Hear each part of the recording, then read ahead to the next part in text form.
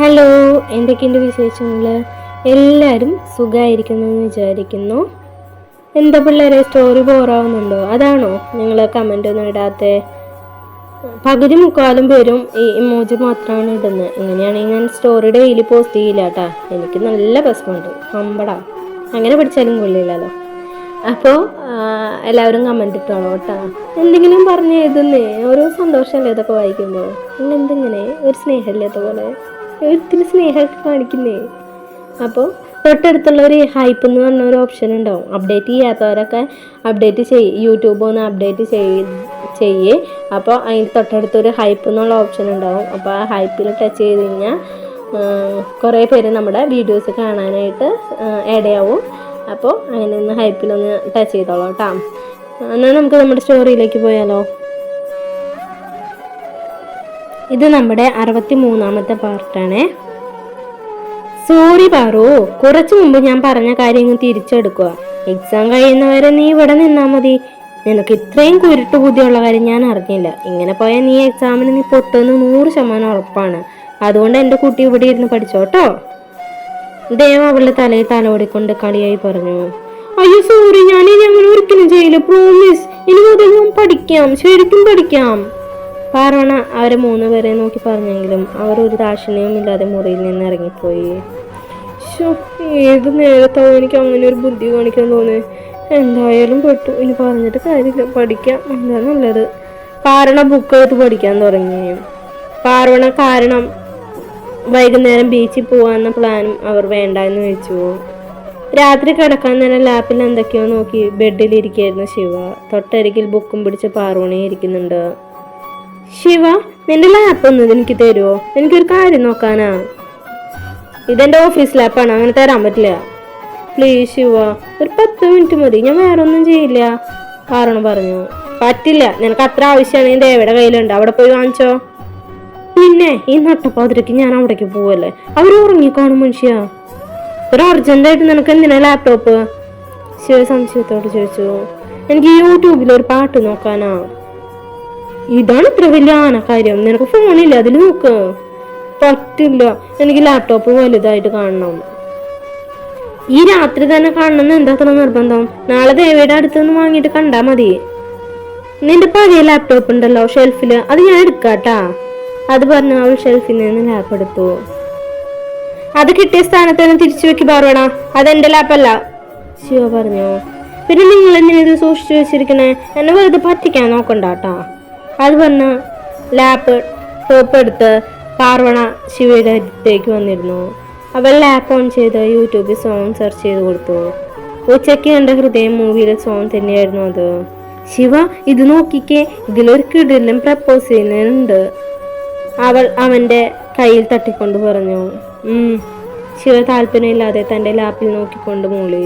Parvana song play ചെയ്ത് proposal scene വെച്ചു. ഒന്ന് നോക്ക് ശിവ, അവൾ അവന് തട്ടിക്കൊണ്ട് പറഞ്ഞെങ്കിലും ശിവ തന്റെ വർക്കിൽ മാത്രം കോൺസെൻട്രേറ്റ് ചെയ്യായിരുന്നു. ഈ കാട്ടുമൊക്കാന് ഞാനല്ലാതെ ഈ പ്രപ്പോസൽ സീനൊക്കെ കാണിച്ചു കൊടുക്കൂ. അവൾ ആത്മകഥിച്ചുകൊണ്ട് യൂട്യൂബ് ക്ലോസ് ചെയ്തും അറിയാതെ അവളുടെ കൈ തട്ടി ഒരു ഫോൾഡർ ഓപ്പൺ ആയി. ശിവയുടെയും സത്യയുടെയും ഫോട്ടോ ആയിരുന്നു അത്. ശിവയുടെ കവളിൽ ഉമ്മ വെച്ച് നിൽക്കുന്ന സത്യ, അവനെ കെട്ടിപ്പിടിച്ചു നിൽക്കുന്ന അവന്റെ തോളിൽ തല വെച്ച് കിടക്കുന്ന കുറെ ഫോട്ടോസ് ആയിരുന്നു അത്. അത് കണ്ടതും പാർവണയ്ക്ക് മനസ്സിൽ ഒരു കല്ലെടുത്ത് വെച്ച പോലെ ഫീലായിരുന്നു. ആ ലാപ്ടോപ്പ് എടുത്ത് നോക്കാൻ തോന്നിയ നിമിഷത്തെ അവൾ സ്വയം പഴിച്ചു. അന്ന് റൂമിൽ കണ്ട ഫോട്ടോയിലുള്ളതിനേക്കാൾ സുന്ദരിയായിരുന്നു സത്യ. ചെമ്പൻ മുടിയിഴകളും കാപ്പിക്കണ്ണുകളും നീണ്ട മൂക്കും, മൊത്തത്തിലൊരു സുന്ദരി. അവൾ വേഗം ലാപ്പ് ഓഫ് ചെയ്ത് കിട്ടിയ സ്ഥലത്ത് തന്നെ വെച്ചു. ശേഷം തൻ്റെ ബുക്കും എടുത്ത് ബാൽക്കണിയിലേക്ക് നടന്നു. ബുക്കിൽ നോക്കിയാണ് ഇരിക്കുന്നതെങ്കിലും ചിന്ത മുഴുവൻ സത്യയെക്കുറിച്ചായിരുന്നു. എന്ത് ഭംഗിയ സത്യയെ കാണാൻ. അത് ചിലപ്പോൾ സത്യയുടെ ലാപ്ടോപ്പായിരിക്കും. ഇനി എന്തെങ്കിലും ഒരു ദിവസം സത്യ തിരിച്ചു വരുമോ? അങ്ങനെ വന്നാലും എനിക്ക് ശിവയെ വിട്ടുകൊടുക്കാൻ വയ്യ. അവൻ എൻ്റെ മാത്രം. ഇനി അവളെങ്ങാനും തിരികെ വന്നാൽ ഞാൻ ചാവും, ഒപ്പം ശിവയും കൊല്ലും. അപ്പോൾ അവൻ എൻ്റെ ഒപ്പം എന്നും ഉണ്ടാവുമല്ലോ. ഇല്ല, എനിക്കതിന് പറ്റില്ല. ശിവൻ എൻ്റെ ജീവനല്ലേ, അവനെ ഞാനെങ്ങനെ കൊല്ലുക? എൻ്റെ മഹാദേവ, സത്യം ഒരിക്കലും തിരിച്ചു വരല്ലേ. ഈ ജന്മത്തിലും ഇനിയുള്ള 7 ജന്മത്തിലും, അല്ലെങ്കിൽ വേണ്ട, ഇനിയുള്ള 6 ജന്മത്തിലും എൻ്റെ പാതി ഈ ശിവ തന്നെ ആയിരിക്കണേ. വേണമെങ്കിൽ 7ാമത്തെ ജന്മം ഞാൻ ശിവയെ സത്യക്ക് കൊടുക്കാം. പാർവണ ബുക്കിലേക്ക് നോക്കി ഓരോന്ന് ആലോചിച്ചു. പാർവണയെ അന്വേഷിച്ചു വന്ന ശിവ കാണുന്നത് ബുക്കിൽ നോക്കിയിരിക്കുന്ന അവളെയാണ്. അവൾ പഠിക്കുകയാണ് കരുതി ശിവ മുറിയിലേക്ക് തന്നെ പോന്നു. ലൈറ്റ് ഓഫ് ചെയ്ത് ടേബിൾ ലാമ്പ് ഇട്ട് അവൻ ബെഡിലേക്ക് കിടന്നു. പാർവണ കുറേ നേരം കഴിഞ്ഞാണ് റൂമിലേക്ക് വന്നത്. അപ്പോഴേക്കും ശിവ ഉറങ്ങിയിരുന്നു. കയ്യിലുള്ള ബുക്ക് ടേബിളിൽ വെച്ച് അവൾ ശിവയ്ക്കരികിൽ വന്ന് കിടന്നു. മുഖത്തിന് കുറുകിയ കൈ വെച്ചാണ് ശിവ ഉറങ്ങുന്നത്. പാർവണ പതിയെ കൈകൾ എടുത്തു മാറ്റി ശിവയുടെ മുഖത്തേക്ക് തന്നെ നോക്കിക്കിടന്നു. എന്തെങ്കിലും കാരണം കൊണ്ട് ഞാൻ നിന്നെ സങ്കടപ്പെടുത്തിയിട്ടുണ്ടെങ്കിൽ സോറി ശിവ. അവൾ അവൻ്റെ നെറുകയിൽ തലോടിക്കൊണ്ട് പറഞ്ഞു. ശേഷം അവൻ അവൻ്റെ നെഞ്ചിലേക്ക് തലവെച്ച് കിടന്നു. അവൻ്റെ ഹൃദയതാളം കെട്ട് അവൾ എപ്പോഴും ഉറങ്ങിപ്പോയി. രാവിലെ ശിവയാണ് ആദ്യം ഉറക്കമുണർന്നത്. അവൻ പതിയെ എഴുന്നേൽക്കാൻ നിന്നപ്പോൾ ആണ് പാർവണ തൻ്റെ മേൽ തലവെച്ച് കിടക്കുന്നവൻ കണ്ടത്. താനാണെങ്കിൽ ഇരു കൈകൾ കൊണ്ട് അവളെ കെട്ടിപ്പിടിച്ചിട്ടുമുണ്ട്. ശിവ പെട്ടെന്ന് അവളുടെ മേൽ കൈവച്ച കൈകളെടുത്തു. പാർവണ! അവൻ അവളെ വിളിച്ചെങ്കിലും പാർവണ നല്ല ഉറക്കത്തിലായിരുന്നു. ശിവ പതിയെ തൻ്റെ നെഞ്ചിൽ തലവെച്ച് കിടന്നുറങ്ങുന്ന പാർവണയെ താഴേക്ക് എടുത്ത് കിടത്തി. ശേഷം അവൻ എഴുന്നേറ്റ് ബാത്റൂമിലേക്ക് പോയി ഫ്രഷായി. പാർവണ കണ്ണു തുറന്ന് നോക്കുമ്പോൾ ശിവ ഹോസ്പിറ്റലിൽ പോകാൻ റെഡിയായിരുന്നു. ശിവ, നീ പോവാണോ? പാർവണ ബെഡിൽ നിന്ന് എഴുന്നേറ്റിരുന്നുകൊണ്ട് ചോദിച്ചു. അതെ, ഞാൻ ഇപ്പം ഇറങ്ങും. എക്സാം ആവാറായി എന്ന കാര്യം മറക്കണ്ട. ഇന്നലത്തെ പോലെ ഉടായ്പൊന്നും കാണിക്കാതെ മര്യാദയ്ക്ക് ഇരുന്ന് പഠിക്കാൻ നോക്കിക്കോ. എനിക്ക് ലീവ് കിട്ടുകയാണെങ്കിൽ ഞാൻ എക്സാമിന് കൊണ്ടുപോകാം. ഇനി ലീവ് കിട്ടിയില്ലെങ്കിൽ ഡ്രൈവറോട് പറയാം. മിക്കവാറും എനിക്ക് ലീവ് കിട്ടാൻ ചാൻസ് കുറവാണ്. ശിവ അവളെ നോക്കിക്കൊണ്ട് പറഞ്ഞു. ഇനി നീ എന്നാ ഇങ്ങോട്ടേക്ക് വരിക? ഇനി നമ്മൾ എന്നാ കാണാം? പാർവണ എണീറ്റ് അവൻ്റെ അരികിലേക്ക് വന്നുകൊണ്ട് ചോദിച്ചു. ഇനി ഞാനിവിടേക്ക് നിന്റെ എക്സാമിൻ്റെ അന്നേ വരുള്ളൂ. അത് ലീവ് കിട്ടുകയാണെങ്കിൽ മാത്രം. അതിൻ്റെ ഇടയിൽ നീ വരില്ല ഇവിടേക്ക്? ഇല്ല, ഞാൻ വരില്ല. പിന്നെ രാമച്ചന് ഇന്ന് മുതൽ ഫിസിയോതെറാപ്പി തുടങ്ങും. ഡോക്ടർ ഇവിടേക്ക് വരാമെന്നാണ് പറഞ്ഞത്. അപ്പോൾ പിന്നെ ഞാൻ ഇവിടെ നിൽക്കേണ്ട ആവശ്യമൊന്നുമില്ല. അപ്പോൾ ഞാൻ ഇറങ്ങാം. ഞാൻ പറഞ്ഞൊന്നും മറക്കണ്ട. നന്നായി പഠിച്ചോ. ശിവ അവളെ നോക്കി പറഞ്ഞു. Shiva, I sorry. പുറത്തേക്ക് പോകാൻ നിന്ന ശിവയോടെ അവൾ പറഞ്ഞു. എന്തിന്? ശിവ മനസ്സിലാവാതെ ചോദിച്ചു.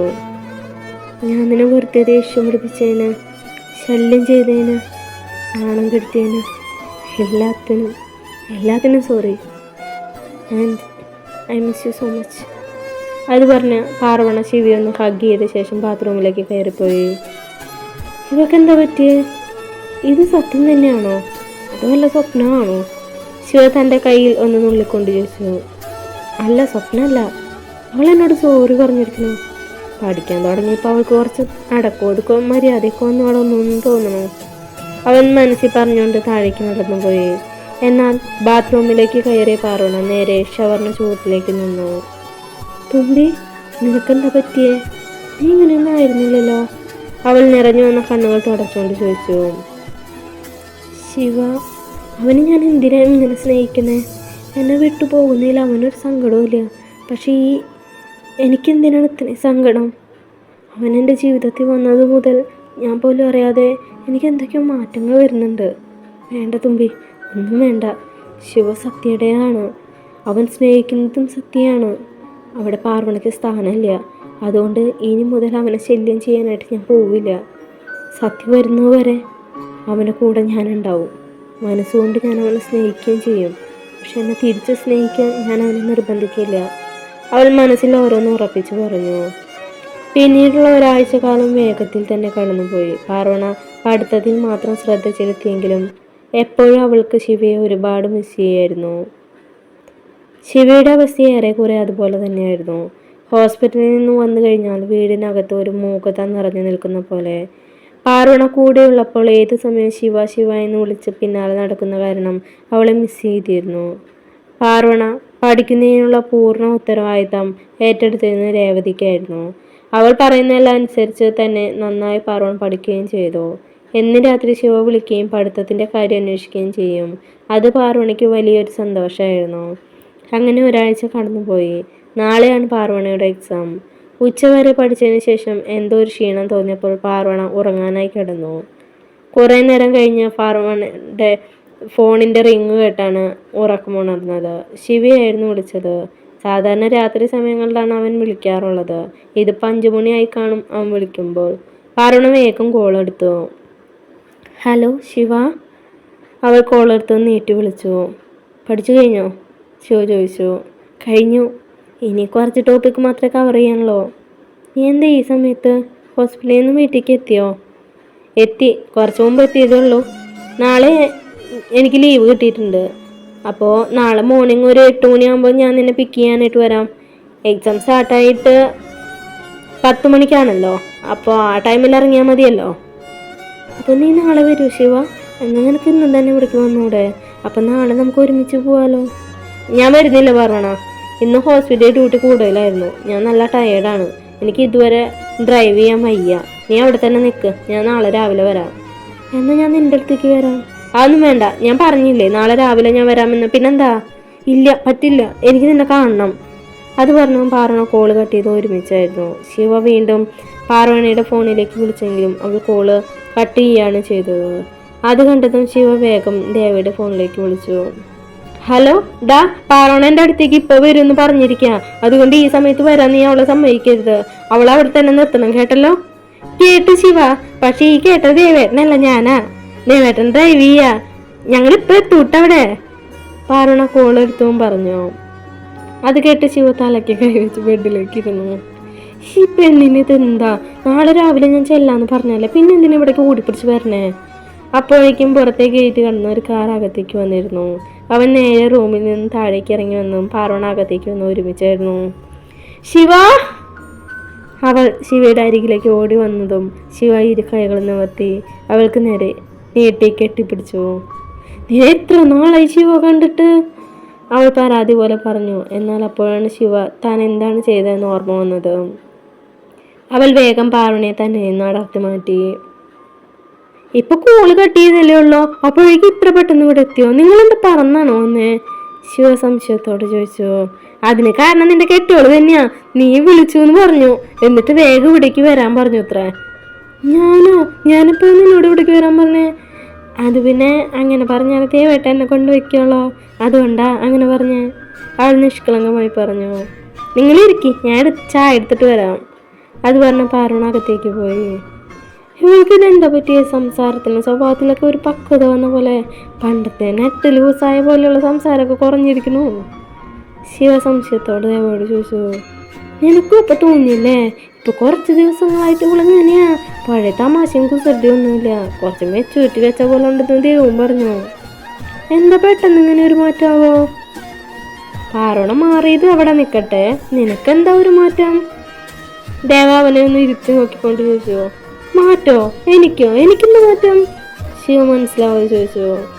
പാർവണയെ നിനക്ക് കണ്ണെടുത്ത് കണ്ടുകൂടല്ലോ, എന്നിട്ട് ഇപ്പൊ എന്താ അവളെ നേരിട്ട് കണ്ടപ്പോ ഒരു കെട്ടിപ്പുഴുത്ത മുഖത്ത് കുറെ ഭാവമാറ്റങ്ങളൊക്കെ? ദേവൻ കളിയാക്കിക്കൊണ്ട് ചോദിച്ചു. ആർക്ക്? എനിക്ക് അങ്ങനെയൊന്നുമില്ല, നിനക്ക് തോന്നിയതോ? എനിക്കങ്ങനെ വെറുതെ ഒന്നും തോന്നാറില്ല.